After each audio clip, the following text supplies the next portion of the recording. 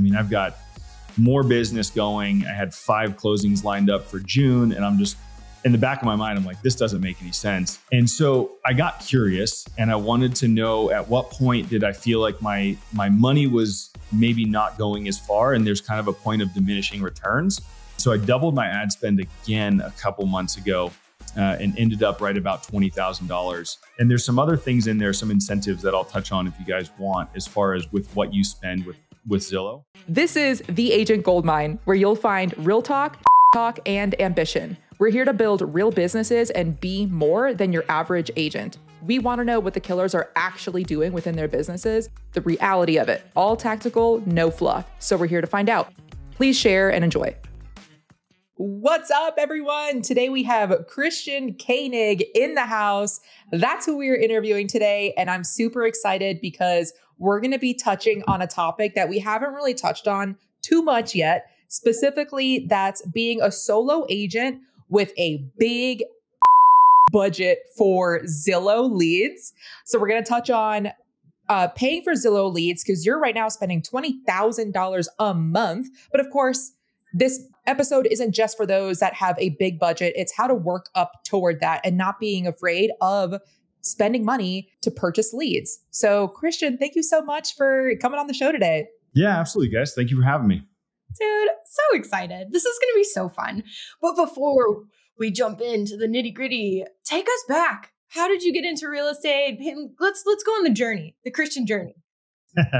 All right. So not super exciting, but let's go back to get out of high school, take a quick stab at college. Not my thing. And right off the bat, just joined the Air Force. So 6 years in the United States Air Force. I was a crew chief on F-22s. Spent most of my time in Virginia Beach and then did quite a bit of traveling with the demo team for the Air Force.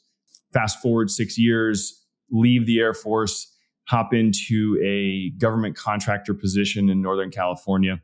Built rocket motors for 7 years, did 3-dimensional inspecting, scanning, CAD work, and things like that, and spent a bunch of time working with kind of research and development teams to progress some of that technology. That was kind of my foray into real estate. The company that I was working for had really started to move production out of California.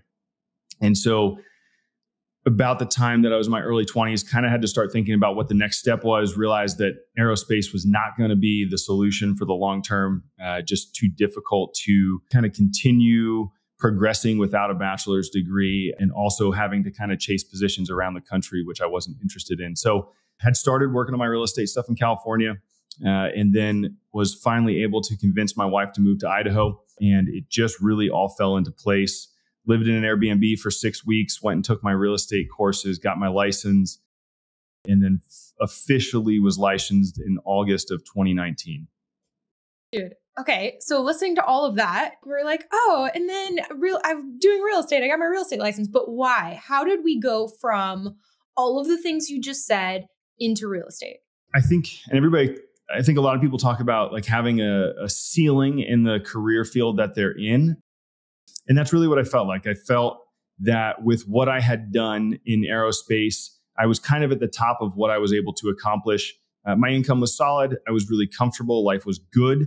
But I just felt like there was a ceiling. And no matter which way I looked at it, it didn't seem like that was going away without probably a large investment in school and another large investment on time. And so I had always had an interest in real estate, have a couple friends that are real estate agents, a couple of them that do quite a large volume of flipping in Sacramento.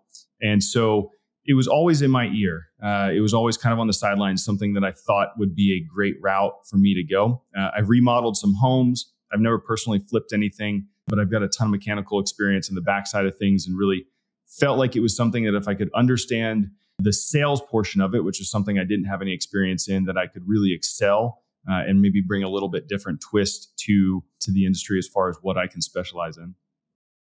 So not only did you not have experience in sales, but you also had relocated to a brand new area, another state, and you still became an agent and you're still killing it. So how did you start getting those clients? You know, a lot of people just can't get over that mental hurdle. Well, I'm in a new area. That's why I can't get clients. Like, no, there are so many, don't use that as an excuse. You know, how did you do it in your business? Absolutely. So I had probably an interesting start, unconventional start to real estate. And I think for a second, it gave me a very distorted view of what the business is and how it works. So I got my license in August, like I said, and the brokerage I was at, they have a long course that you need to go through. And that course kind of takes you from knowing nothing to maybe knowing something. And I'm not a big school person. And so the first weekend I had my license, I said, I'm just going to go do an open house. Let's see how this turns out. So I grab an open house for a vacant condo from an agent in my brokerage. I hold the house open on Saturday. I get a cash buyer that walks in, likes me, decides to write in an offer.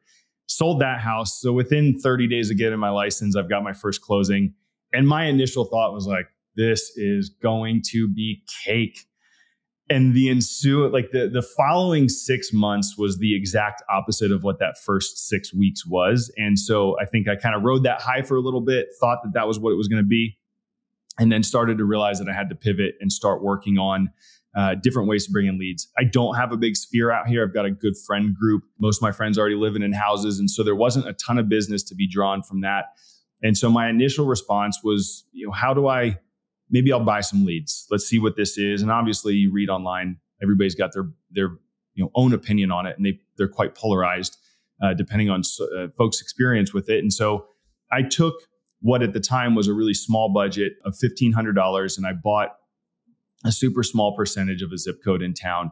I put no thought into it as far as what zip code it was or, what type of leads would be coming in. I just said, we're going for it and we're going to see what happens. And it wasn't terrible. It really wasn't. I had a decent amount of leads come in. I was able to convert some. And then kind of the turning point in that was when COVID kicked off. Zillow had ran a bunch of promotions. They knocked off a month of ad spend for everybody that had a contract with them at the time. And then they started discounting other zip codes. So when everybody was pulling out, I threw twice as much money in and said, let's see if I can turn this into some additional business when everybody was kind of backing away from everything. And it panned out. It worked out really well. I didn't do a ton of business the first year, but I covered my expenses and profited by a significant margin over that first year. Okay, let's talk further about that. So at the beginning, you purchased $1,500. You bought a small percentage of a random zip code. Well, not too random because I'm assuming the zip code was at least in your MLS, right? All right, cool. Good start. And then a lot of people, when you mentioned the polarizing opinions of buying leads, especially when it comes to a new agent, a lot of people think that new agents should not be purchasing leads because they can't handle the deal flow. You can purchase, but then what are you going to do? You should have a couple of transactions. How did you start handling that deal flow? What were the conversions like and the conversations with you being a solo agent? So at the time, that $1,500 a month was not a large spend, and relative to what I've spent since has been, a very insignificant number. So there wasn't a ton of leads coming in. I also like to remember that at the time, I didn't have anything else going on. We didn't have any kids. It was just my wife and I out here. My wife travels for work, so I had quite a bit of time when she was gone where I would just focus all my time on working. And so it wasn't enough volume that I felt overwhelmed. It was just enough volume that I felt like I was learning at a pace that I thought was adequate for for what I was spending and what I thought I needed to be able to do in order to get my money back and then make some profit. And it was to some extent a little bit of an experiment. And like I said, with my previous job, we'd done well financially. And so I had some savings saved up. I had a little bit of a, savings account that I thought hey, it's not gambling because I understand what I'm doing. But if for some reason I was to lose a little bit of money on this, I was okay with it. It was an experience. And I think most people, if they go back and look at everything they've done in business, there's going to be a few avenues that they went that didn't necessarily pan out. And I'd say if you don't have a few of those, you probably haven't tried many different things. And so I was okay with it. And so I was doing maybe one deal a month on average. I had a few things fall apart. And I think a lot of that was attributed to just not being experienced enough in the business. And so I didn't feel super overwhelmed. It was, I want to say it was 4 leads coming in a month. Like I said, it was just enough where I felt like I was understanding how things were working after a few months, but not enough that I felt overwhelmed. Okay. And so hypothetically, I'm putting $1,500 into Zillow. I'm an agent, I'm new, and I'm like, oh, I just lit that money on fire. I'm terrified. So because so you said 4 leads a month. So did that come in right away? Is that over the month? And then once they came in, how long are you waiting before you get that money back? From a terrified agent's perspective. Okay. So let's talk about 2 things. Let's talk about how Zillow breaks up a zip code, because that's really important as to how the whole process works. And then let's talk about your ad spend, and then looking at like average sale price in your area and figuring out how long you're going to need to do this in order to recoup some of that. So on the first one, so Zillow breaks each zip code up. And I'm speaking specifically to Boise. They have different programs in different locations, but the Treasure Valley is running one of their kind of traditional percentage-based programs. And so each zip code is a total of 300%. And that 300% is broken up by all the agents that are paying for ad spend in that zip code. And so there's a super complex algorithm, I'm sure, somewhere in a computer. And what it does is you purchase part of that zip code, that gives you a percentage. And that percentage controls how often you float to the top of the list. So let's say you get a phone call on Monday morning and there's 5 people in your zip code, and you've got 100% because you've bought out a ton of that zip code. You're going to get a phone call, and instead of going to the bottom of the list and then having to go 1, 2, 3, 4, 5, and now you're a phone call, if you have more ad spend, maybe you only go to the second or third position. So the next time a phone call comes in, you're right there. And so that's part of it, is having enough ad spend that you're going to show up consistently enough in order to get those incoming phone calls. So that's how their phone calls work. Now, as far as how much money you're spending, I think it really, really boils down to what your average price point in the area is. And every area is different. So you have to do the math based on your location. And not all Zillow ad spends are super expensive. It depends on the location you live in.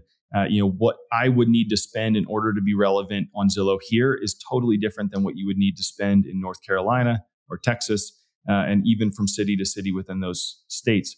So the way I look at it is, our average price point somewhere around $500,000 to $550,000 in the Valley. My average sale price hovers right around there as well. So with my average commission, I know that I can close at least one. I'm somewhere between 25 and 35% conversion rate on the low end for a month for my Zillow leads. So if I'm getting 10, 25% puts me at 2.5 closings. So I should easily be able to cover my ad spend based on those 2.5 closings and have a significant profit. And that's the way I look at it. When you get down into the lower price points, let's say you're only spending enough to get 2, 3, 4 leads a month, you then have to be able to kind of believe in the system and understand that what you're doing is working, because you're going to have to go a few months. If you're getting 4 a month and you're converting at 25%, that's 1 a month. But let's say you're getting 4 a month and you're only converting at 10, you're going to have to go a couple months statistically before you're going to see a closing from those incoming leads. And so you've got to believe in the process. And I think a lot of people jump into it. They don't see a ton of success off the beginning, like anything. And then they just get out and then they talk, poorly about the program. And my experience was this. And I think a lot of times it's you didn't put the time and the effort in to see if it really would work. And how long would be a good amount of time and, to put in before people should call it quits? So my experience with Zillow leads has been they hover somewhere between like a 30-day to 6-month closing. I do have some that will come into the system and then a year down the road or 18 months down the road, they convert. That is, in my opinion, the minority though. Most of the folks that I meet through Zillow are somewhere between 30 days and 6 months. They're usually pretty hot or warm leads, as most people would call them. So with that being said, I think 6 months is a minimum. Don't bite off anything that you can't afford for 6 months, because you're not giving it enough time in order to see if that is going to give you a return. Same with like a Google pay-per-click or an internet lead. They're longer timelines. So if you do those and you decide, if your average conversion is 18 months, but you only do it for 6 months, are you really seeing like the fruits of your labor for that particular lead source? Yeah, that makes sense, especially since a lot of new agents will think that an easier step to quote unquote paying for leads is through mailers. And if they're going to be sending a mailer a month, I mean, that $1,500 that you started out with is pretty equivalent to mailers. So, and you're actually getting people like actually getting phone numbers back instead of, throwing mailers out and then praying for a phone call. Yes. So as long as people, if that is you, if you're listening to this and you're like, oh, well, I just spent, a couple $100,000, $100,000 per month for the last XYZ months, compare the two numbers. Because everyone, as soon as you see $1,500 a month, that's different from people thinking this is how much I spend per week, on mailers. And so that's just a fun fact that I wanted to point out. Shelby, I know that you had something. Yeah, I have a question about how it actually works when so you popped up on your number is up or whatever. So does Zillow connect you, or is it like a number that goes out to like 3 of the people who are also on the top that you're competing against, or like, what does that look like? Okay. So, and I don't work for Zillow, so I don't know exactly what the back end of things look like, but I have had quite a few conversations with a few different reps to try and get as much information about what goes on behind the scenes as I possibly can. And so my understanding of it is Zillow is not sending that call out to multiple people at the same time. So let's say I'm up next for a call, somebody's scrolling on Zillow and they say schedule a tour. As soon as they click that button, it initiates. And the nice thing is Zillow has your information when you log in. So the nice thing is the information that you get from Zillow is almost always accurate. I get good emails and good phone numbers. And I think in the 4 years that I've been doing Zillow, I've only gotten 1 or 2 bad phone numbers. And so let's say somebody clicks schedule a tour, instantly Zillow's concierge center will reach out to that person. So they make a phone call, and I think simultaneously they're calling an agent, whoever the agent that's next up in line to receive that lead. They're calling both people. And so generally I get a text message from Zillow. And then as I get that text message, I'm getting a phone call. So I answer the phone call. I look at my text message. It tells me the lead's name. It tells me what property that they're looking at. And then it varies depending on whether or not they want to schedule a tour or if they just have a question. Most of the time people want to schedule a tour. That's generally why they reach out. So I get the information. I instantly pull it up on my phone. I want to know what the house situation is. I'm really more or less just looking to kind of have an idea what it is. And I want to know if it's vacant or not. I want to know how easy it is to set up a schedule a showing. So concierge picks up, hi, blah, blah, blah. This is Zillow Premier Agent. We have so-and-so on the line. They're curious about setting up a tour at blah, blah, blah property. Awesome.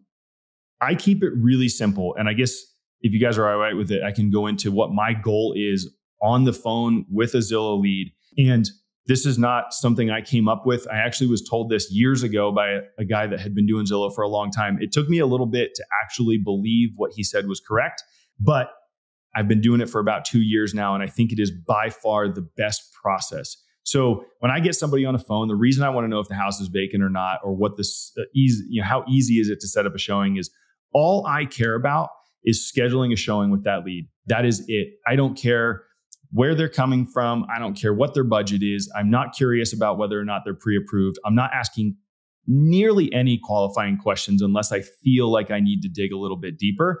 I am simply finding out when they want to go look at the house. If there's an alternate time that they need, if the house looks like it's not vacant, my next question will be, hey, if I can't get 3:00, is there a time before or after that would work for you? And I do that simply to cut down on back and forth trying to get an actual showing scheduled. But that's it. I don't care about the less conversation you get into them with, in my opinion, the better. I don't want to know history. I don't know when they got divorced. I'm not worried about any of that stuff, because all I've found is what it does is it detracts from the ultimate goal, which is to get face to face with another human being. That is my number one predictor of success. If I can get in front of you, I am very confident that my personality and my knowledge will make you want to work with me over anybody else. And so I'm not worried about any of the other stuff. All I found is if you start getting into the weeds, you're going to find reasons that they don't want to look at the home. You're not the listing agent. It has a second story and they didn't see the windows on the second story in the listing photos. Like all these ridiculous things, reasons for them to say, you know what? I actually don't want to go look at that house. Now you've got to get in front of them with a house that they feel interested in. You know nothing about them. You don't know what their style is. You don't know what they like. And so now your job just got harder. And so all I care about is setting up a time. I consider it a free showing. Everybody gets one. And then as soon as I get a confirmation on a showing, I always ask them, hey, do you want me to call or text in order to confirm the showing? Most people just want a text message. Boom, text message. I'll see you at 3:00 tomorrow. That is it. Wow. Okay.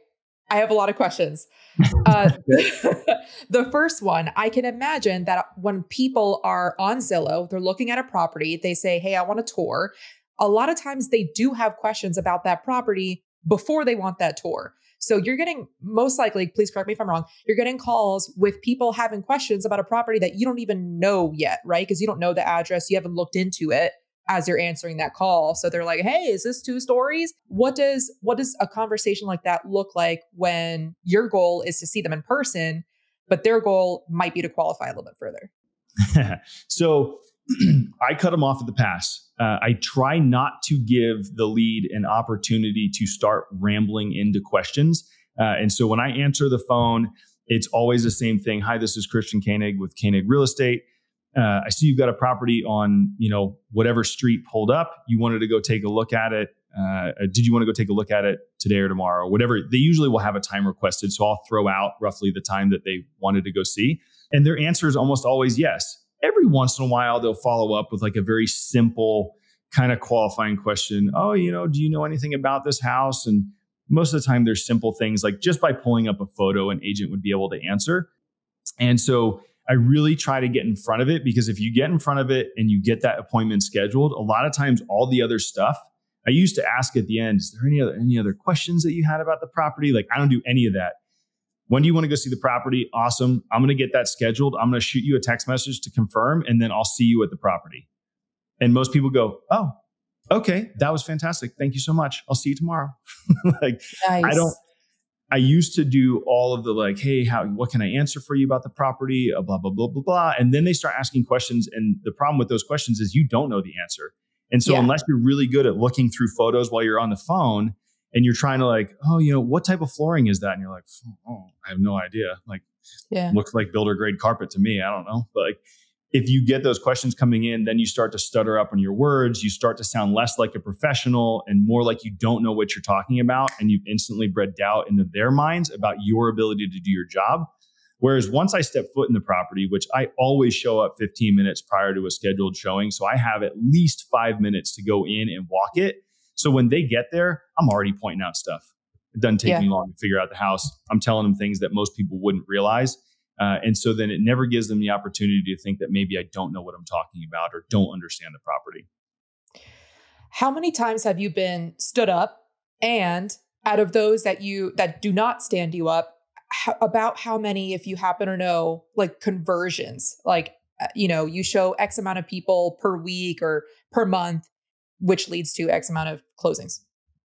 So as far as getting stood up, super, super rare. I have had maybe 1 or 2 in the past year that have canceled on me pretty, like very close to a showing time.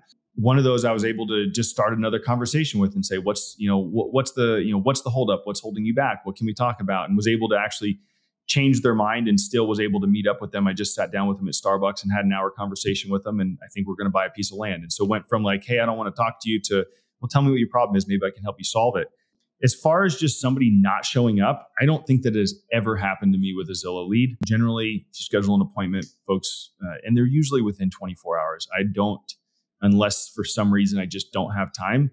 Usually it's within 24 hours. A lot of times it's later in the day, so you do have to have some flexibility, but it's unlikely that people schedule an appointment and then just totally bail. As far as conversions, I don't have like a hard number. I know my conversion rate falls somewhere between 25 and 35% on average for a month, like a rolling monthly basis. Zillow sends you 2 types of leads. So one's called a connection and one's called a nurture lead. Your connection is somebody that actually shows up as a phone call to you. You have a conversation with. Those are generally the easiest ones. So what happens is when Zillow reaches out to somebody that clicked a button, but they don't answer, or maybe they sent a message, those turn into nurture leads. Those get sent into the system and they usually will just show up as a text message from Zillow. Those are much more difficult in my experience. I know some folks that are fairly successful with them, but they are much more difficult to get on the phone, and then even more difficult to get in front of and schedule a showing. I kind of jokingly call it like customer service. You'll get angry people on there about listings because the information doesn't match. They think they're reaching out to a listing agent.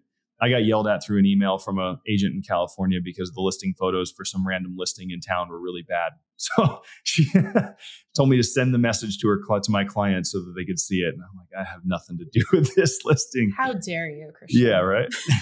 She thought she was helping. Oh, so you mentioned, okay, so Zillow's calling you, right? And you said it's either a connection or a nurture. And just to confirm, the nurture is when you don't pick up, it still goes to you, or does it not just go to the next agent? Nope. So nurture would be when they don't respond. So if I don't pick up my phone, I don't necessarily get dinged. It does get tracked statistically. They want to know how often you're answering your phone, but it's not necessarily a negative. You don't lose that connection. What happens is if I'm number one and the phone rings and I don't answer, then it just goes to number two. If number two doesn't answer, they'll call number three. And generally within that line, like somebody's answering the phone and that lead's going to then go to that person.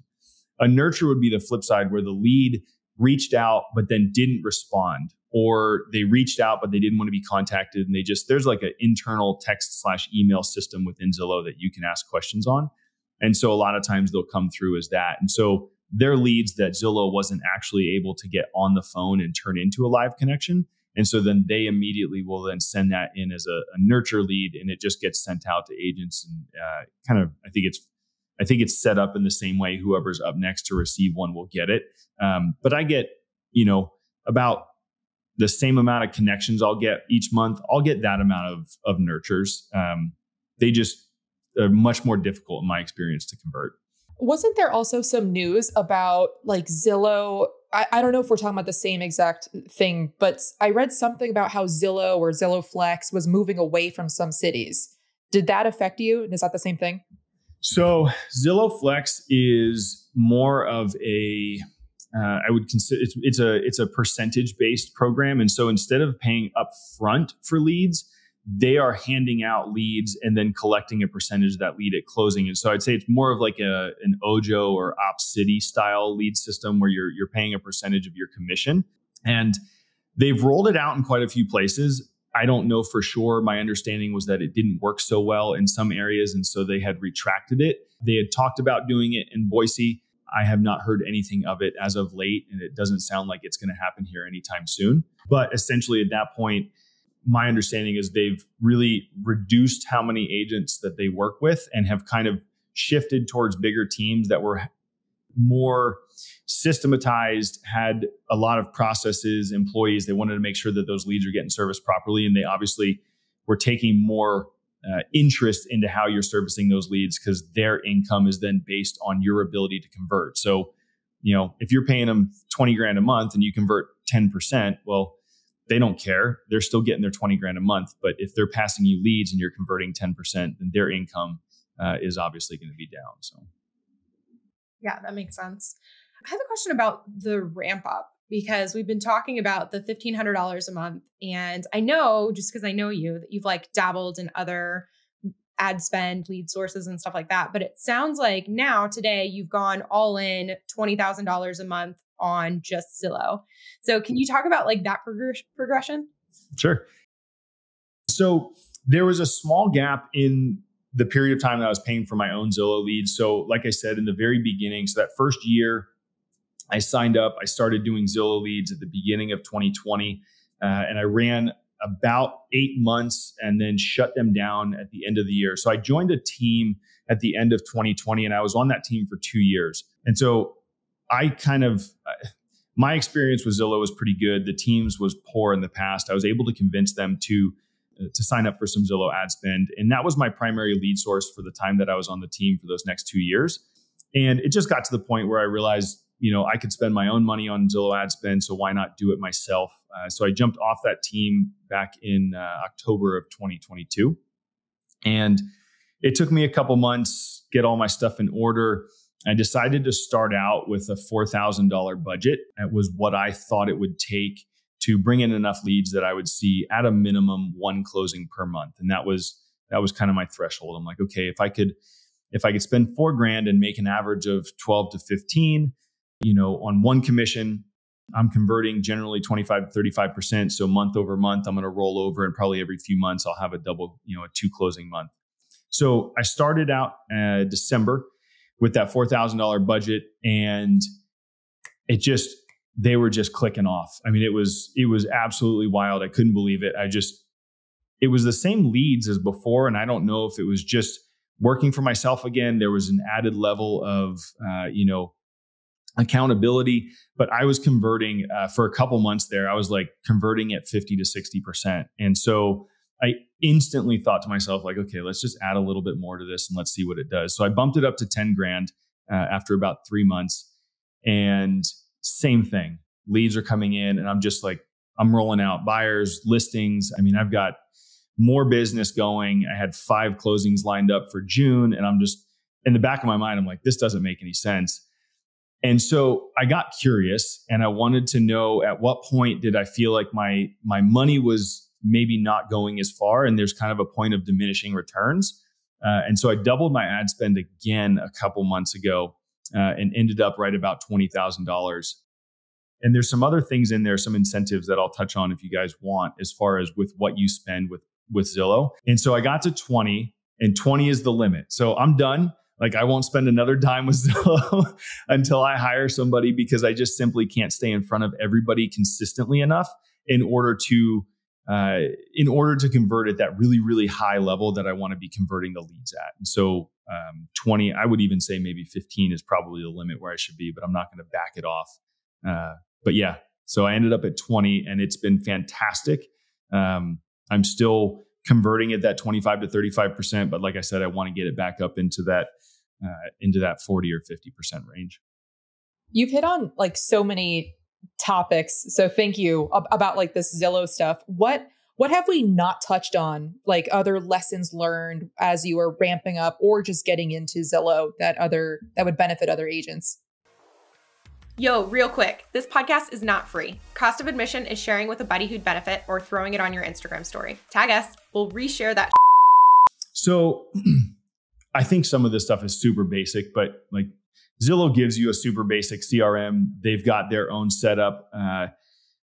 There's a thing called Best of Zillow, and I'll touch on that in a second, but you need to update your CRM within Zillow as a roughly 4 to 5 times a month, which I think is a little excessive, because if you have your own CRM, it just adds another thing that you have to go in, and then there's not a lot of requirements. You can literally just change the drop-down menu and it counts as an update. But you've got to have a CRM. You've got to be able to stay in front of these people. It's like anything, people are slippery.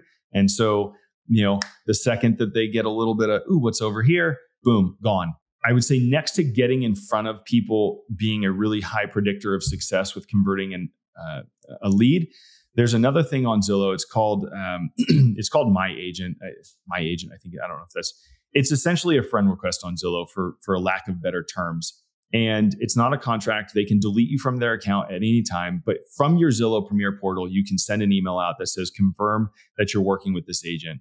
And so all it does is send them an email. It's got a little blue button. It says, are you working with this agent? And it's got a picture of your goofy head sitting there in the middle of the email. I love it. What it does is, when you get a lead that comes in as a nurture, you get X amount of time in front of them. I think it's 2 weeks or 30 days. And so you get that amount of time in front of them on their Zillow account. Once that time's gone, if they click show me a house, it's going to go to the next, it becomes another live lead. It's going to go to the next agent in line, and they're going to go to somebody else. If you add yourself as their agent, you send that email and they confirm, you now have 12 months in front of that lead. Anything that they do inside of Zillow and Trulia is on your radar. You see every house they look at, every house they save. Anytime that they're in there perusing homes, you know about it. They send you notifications on a regular basis. Like, Zillow wants you to succeed with this stuff, but you have 12 months. And so from what I found with that kind of 30 days to 6 months, like, that's plenty of time for you to capture that lead again. If they kind of, hey, we decided we don't want to buy a house this month, and then 3 months later, the wind blows in a different direction, and now they're buying a house again. Boom. They want to see a house. Instead of going through Zillow Concierge again, they're getting it sent straight to you, and you go, hey, great, I can get this set up for you. Now that's your second time in front of them, hopefully. And so I would say next to getting in front of people, getting them to add you as their agent on Zillow is one of the best things you can do, because even if you forget about them, their software won't let them forget about you. Love that question. Is that only applicable for people who are paying, who are part of Zillow Premier or whatever? Or can, like me, who I've never done all the things, can I still claim these people if they accept? 100%. So the coolest thing is you can go on there and you can do that for anybody. So anybody can have a Premier Agent account. You don't have to actually pay money through Zillow. And then what I do is I have a little link. I'll save that link in the notes on my phone. And so anybody that I meet, if I'm out and about and they're looking at houses, hey, where do you do most of your shopping? Oh, I'm always on Zillow. Great. Boom. Send them a text message, phone number, email, and I send them a link to that. And I say, hey, click this link, go in, add me as your agent. When you have questions, instead of getting ported to some random agent that probably doesn't know anything, you're going to come straight to me and I'm going to answer all your questions and you're being taken care of. So anybody can do that. You can put that little QR code on a scan sheet and take it to open houses. So if you hit it off of somebody at an open house, boom, scan the scan sheet, put me as your agent on Zillow. For 12 months, they can't forget about you. Like, in my mind, like, there's nothing better. It's fantastic. Dude, this is genius and I've never heard of it. I think it's so smart. You mentioned earlier Best of Zillow. Yes. What's that? Okay, so as a paid agent, as an agent that's paying for leads through Zillow, they have what's called Best of Zillow, and it's adjusted over the years. So it's the same program, but it's taken a different shape over the years. And so years ago, there was a little badge on Zillow. You would show up with a little star, I believe it was, and it would say Best of Zillow, and it was supposed to differentiate you from other agents. And so it was based on your statistics within their system as an agent that's paying for leads. They changed it a couple of years ago. They took away the badge and then they just changed it again. And I think effective September, October this year, that badge is coming back. They changed the statistics that they're tracking. They made it more visible for the agent to see what the statistics they're tracking are and how they're doing on those statistics. So within your Best of Zillow tab on your Premier Agent profile, you can see all those statistics. So answer rate, show rate, it tracks how often you're asking for an appointment when you're on the phone, tracks your close rate, tracks your overall customer service score. So when people see, when they contact you and then you show them a house, Zillow is sending out emails to track your performance. And so you have your Best of Zillow score that's tracked in there. The best part about it is you get bonuses. So it's free money. Like, it pays to not suck. So do a good job. And Zillow will literally give you free ad spend. And so that ad spend, I think, is a couple percent on your total ad spend for Best of Zillow.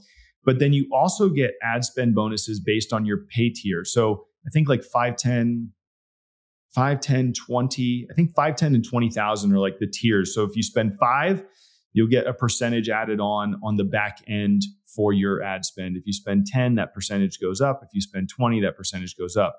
And so if you're spending $4,900, it makes sense to spend another $100 because you're going to get some additional ad spend from Zillow for free, and then be good at your job and do a fantastic service for your clients, have great reviews and answer your phone, and they're going to give you more money.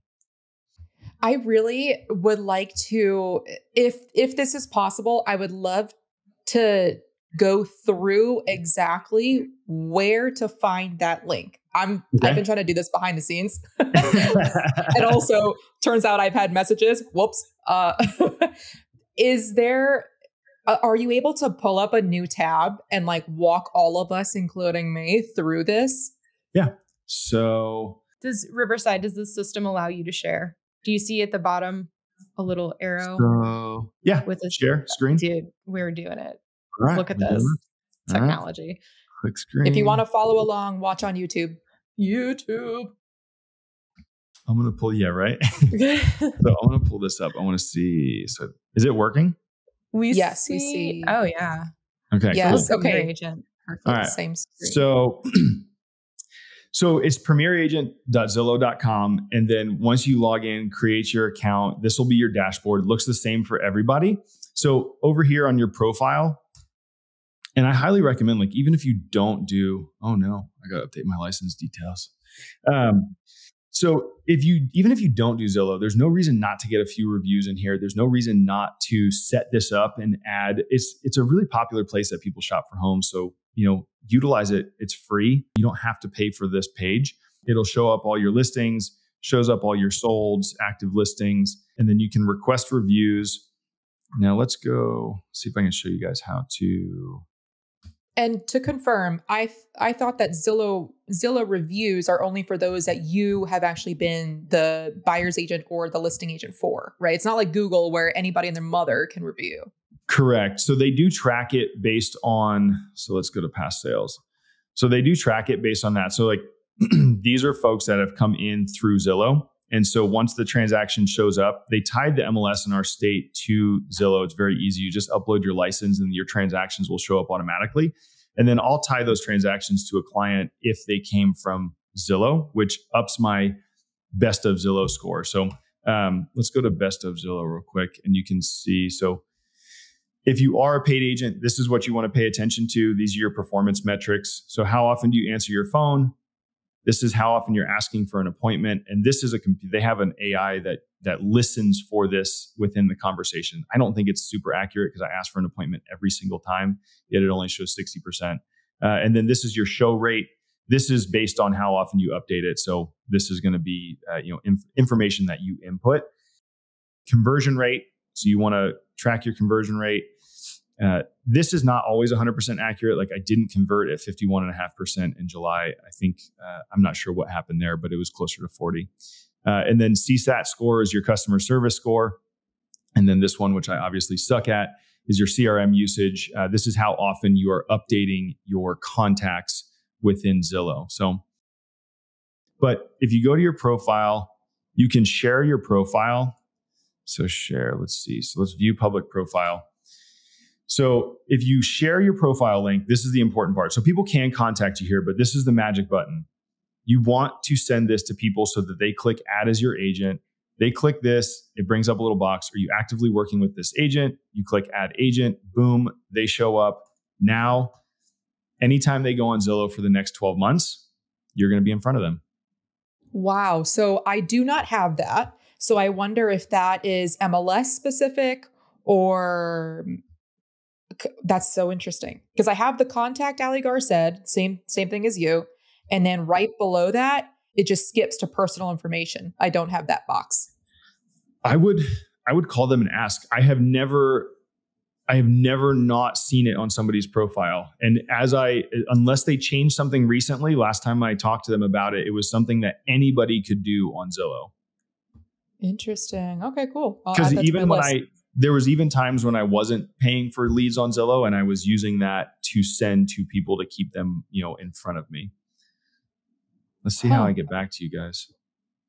Awesome. You guys see what I was Googling? How to be natural in a video. I was trying to figure out how to not look like an idiot. Dude, it's a good thing all your reviews and everything are good because it'd be so funny if you're like, yeah, just be a good agent, get good reviews, and then shared your screen. It's like 1 star, 1 star. Seriously. No. Dude took my money and ran. Oh, for listeners, he got 5 stars across the board. He did. Great. I did. Yes. The only not 5-star review I have is a 4.8. It was the first transaction that I did. It was that condo that I sold.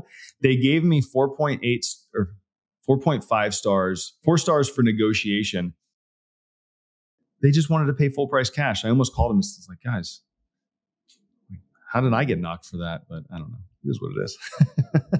Dang. Okay. Thank you so much for covering that. I feel like that's super helpful. And this is the first time that we've ever shared our screen, I think. Shelby, is that correct? Girl, I don't know where we're going with it. First time ever. First time. So if you want to do the step-by-step, follow along on YouTube. What else have we not covered? Ooh, I remembered one. The golden nugget of the day that listeners can find at theagentgoldmine.com. What is it, Christian? So, okay. Apple listeners, this short pause is to ask you for a review. Here's how to do it. Back out of the specific episode, go to the page where you see all the episodes, scroll down, keep scrolling. Perfect. Now, tap those 5 stars. Thank you so much. Back to the show. So, okay, this is not lame, I promise. It's important. So budget tracker. you've got to track budget, like period, dot, end of story. There are no excuses. I listen to podcasts all the time and I hear agents talk about their budget and they're like, it's just, I spend a couple $1,000s a year on stuff. I'm like, you've got to be missing stuff. Like you're paying for things on your computer that you don't realize are part of your business. You're paying for even the stupid stuff, Adobe Acrobat. Like, hey, it's $15 a month. You should be tracking that. In my opinion, at the end of the day, it's tax write-off, but like you should be tracking all of it. So I've got a fairly simple Excel spreadsheet. It breaks things down super easy. It's got places where you can add in things. I use it to track everything. And then the way I break everything out is I have my line items for what the cost is. I have monthly breakdown. So if it's a monthly charge, it shows up every month. If it's an annual charge, I'll put it on the month that it gets charged. I update it usually every month or two. I'll get in there. I'll go through my bank statement for my business card the month prior. I input every dollar that was spent onto that tracker. And then at the bottom of each month, I have a profit loss statement block for that month. So it'll tell me, hey, I brought in X amount this month and I spent this amount this month. I like to know what that is. Ultimately, with real estate not being super even for everybody, you still want to know what it is for that running tally for the year. So at the end of that, you can kind of see your average tally, your running tally for the year. And then at the very end, it'll give you a profit loss for the entire year once everything is complete. So I really believe that everything needs to be transparent. Like you've got to be able to sit down and quickly you should be able to look at your statement and say, hey, I'm doing really good, or hey, I've got to shave some money off here. I also think when things change and we pivot, if you don't have a good list of things that you're paying for, services that cost you money, it makes it that much more difficult to pivot and find out where you can kind of trim some of those things off. Where can I save a couple grand a month? And obviously spending is super easy when things are really good and when business is good. And so I want to be able to look at it and in 5 seconds, I should be able to say like, boom, boom, boom, boom, boom. These are prices. These are costs that I don't need to incur each month. Let's get rid of them. I haven't been using this. And so, yeah, my golden nugget is a finance tracker. I copied it from something online and then made a bunch of adjustments. It's not anything super fancy, but it works. And, it's just kind of down and dirty. It gets the job done. And super helpful for probably everyone out there, even though I'm talking to like the two nerdiest number people in the world, Allie and Christian. But for everyone else, us normal folk. But Christian, okay, let's look ahead now. What does the next 12 months or 5 years or 10 years, what does it hold for you with real estate? I'm going to retire. No. Okay, so I'm stuck on this, and I wish I had a really fantastic answer. I've kind of been in this kind of do loop, this circle for the past probably 3 or 4 months as far as where I want to go with my business. And I would imagine a lot of people get here with real estate. I don't think that it's something that's unique to just me, but I think I've come to the conclusion that I'm not interested in starting a big team. I don't want to get to the point where I have, I work to cover my ad spend every month, which I'm very comfortable doing and I don't stress about at all. But I don't want to add on to that, $200,000, $300,000, $400,000, $500,000 worth of salaries that I need to worry about keeping up with. And so I think realistically, I'm probably going to go a little bit smaller. I'm like 99% certain I'm going to hire a virtual assistant in the next probably 30 days. I think that's my first step. And then I think my second step is probably just to hire an executive assistant of some sort that can service clients when I'm not in town. I think I assume most people experience the same thing with real estate. It's difficult to separate time out for your life when you're constantly at the beck and call of your clients. And with a 2-year-old and a 2-week-old, I prioritize that. And I don't want to be the father that's constantly gone. Obviously, I've got to make money and provide for my family. But I think it's really important to have a good balance in that. And so I'm really just trying to build something out that looks the same way that I see it in my mind, where I have like a very efficient, like high speed, low drag model where, I'm the face of it. I'm very confident in my client abilities. And so if I could get some help on the back end, I think it would like increase my ability to earn exponentially, as opposed to taking on the risk and the responsibility of a larger team. So that's just where my head's at. And like I said, I've been kind of around and around and around. One day it's the right answer. The next day it's the wrong answer. Yeah, no, I mean, that's, it happens, Yeah. but that's exciting. Let us know how it goes with finding a VA. I'm telling you now, it is amazing. You're going to be like, why did I not do this a year ago? Like I could have got so much time back in your life. I legitimately don't think I've heard a single person that has said like hiring a VA was the worst decision I've ever made. And so I guess when you come upon those very consistent reviews, you're like, all right, I should probably take a hint here and just do it. Which is really odd. I don't fret much when it comes to increasing my ad spend. It doesn't really, I can see the numbers and I see numbers on this go up. And so I see like in my mind, I see income going up. But when it comes to like hiring the VA, for some reason that trying to translate that into increased income is a difficult thing for my brain in some respect. So I think once you start, once you think of it as like month to month or even week to week payments, you'll be able to break it down and be like, this is the same thing as Zillow. This is the same thing as paying for leads. Like just take a little bit at a time. But are there any other last parting words before we go into our wrap up questions? No parting words other than I think real estate is a lot of things, but at the end of the day, it's a relationship business. And if you keep that at the forefront of everything you do, which is the way I try to run my business, you can't go wrong. And I think anybody could have success in real estate. You just have to keep that at the forefront of your mind, because the second it becomes something different, you're not working for your clients anymore. You're working for yourself, and that will show. And I think as soon as that happens, you're going to see everything become more difficult. Okay, Christian, wrap up question number 1. What is your favorite app or tool? I don't even like throwing this out there because I think it's garbage, but it works enough that I like to use it a lot. So HomeSnap.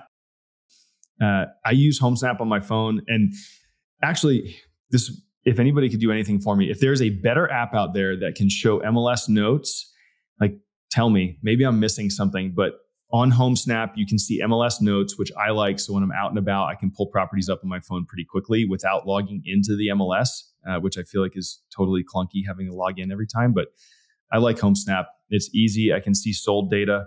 Idaho's a little different. It's a non-disclosure state. So sold data is not on Zillow. And so being able to pull comps while you're out and about looking at houses, I utilize HomeSnap for it. Oh man, I can't imagine not having that information available. Dang, that's a whole nother level of friction. Yes.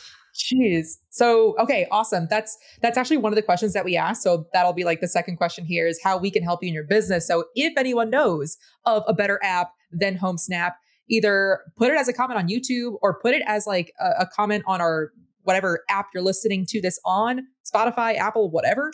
Share it with the crew. And yeah, so skipping that question, what events are you going to this year? So this year, beginning of the year, I went to the Real Estate Rockstars Mastermind down in Austin, Texas. Huge shout out for that event. Absolutely one of the best things I have ever done, not just for business, but mindset, making friends. I wouldn't be sitting here talking to you guys today if I hadn't gone to that, which I think is like the easiest testament for how powerful those type of events are. And so I've already signed up for the one next year. I don't know if there's any spots left. Shelby, you probably know more about that, but it's phenomenal. It's sold out. Yeah. Aaron's like debating like standing room in the back. And we're like, I don't know. So, but you could probably pre-book for 2025, maybe. There you go. And okay, since we have already hit the what can we do to help you in your business, where can people find you to send you bomb ass referrals for Boise, Idaho, and just send you all the love in the world? Okay. So if you would like to see photos that my wife has posted on her Instagram and then subsequently tagged me on my Instagram, you're welcome to hit up my Instagram. Admittedly, I'm horrible at it. It's just, it's not my cup of tea. But @ Christian Koenig, I'm on there. I'll post something every once in a while, generally a little nugget of information or something I found funny in my day-to-day life. But that's it.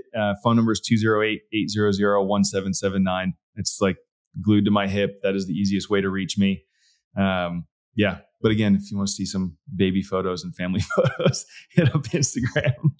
And spell your last name for those that can't spell it. Yeah. So Koenig. And we are Allie the Agent and The Shelby Show on the gram. Hit us up with feedback, how we can improve, or people you may want to hear also on the show, similar to Christian out there killing it in the world. And otherwise, that is it for today. Christian, thank you so much for coming on the show. Absolutely, guys. Thank you for having me. And for everyone else, be a bro and share this show. Thanks so much for listening, dude. If you want the golden nugget that this guest provided, see the show notes or just go straight to theagentgoldmine.com. That's where we keep all our resources for you. Till next time.